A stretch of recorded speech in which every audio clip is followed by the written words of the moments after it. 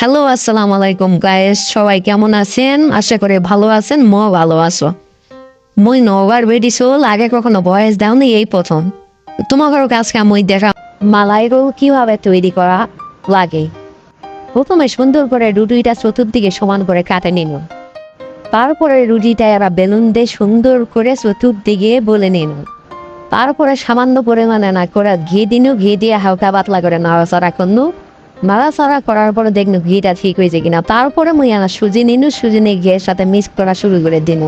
এরপর মুই নাড়ার পরে আবার আনা দুধ দিনু, তারপরে আনা চিনি দিনু, দিয়ে আবার নাড়া শুরু করে দিনু। তারপর কিশমিশ দিনু, বাদাম দিনু, আরো অনেক কিছু মিশাল দিনু, দিয়ে ভালো করে আটা মাটা করে নিয়ে সুন্দর করে নাড়াচাড়া নিয়ে মুই রুটি নিনু হাতত। রুটি নিয়ে রুটিটা সুন্দর করে সুজি দিয়ে গোটা রুটিটা সুন্দর করে নিও। তারপরে আর রোল বানাবো মুই। সবাই দেখো কিভাবে রোলটা তৈরি করো। তোরা দেখতে থাকো, মুই পেঁচতে থাকো। তোরা দেখতে থাকো, মুই পেঁচতে থাকো। পেঁচতে মেলাগুলা পেঁচনু। পেঁচার পরে ও মা কত সুন্দর নাও, তো মুই নিজেই দেখো বাগানো। তারপরে আবার একটা করে নিনু, করে সুন্দর করে আমার দুধ নিনু। দুধ নেওয়ার পরে নাড়াচাড়া দেওয়ার পর আবার চিনি দিনু।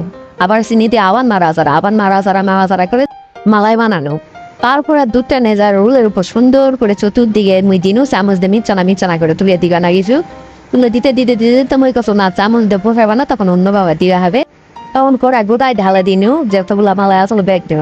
তারপরে সুন্দর করে কড়া কিশমিশ দিনু। কিশমিশ দেওয়ার হয়ে গেল মোর মালাই রোল।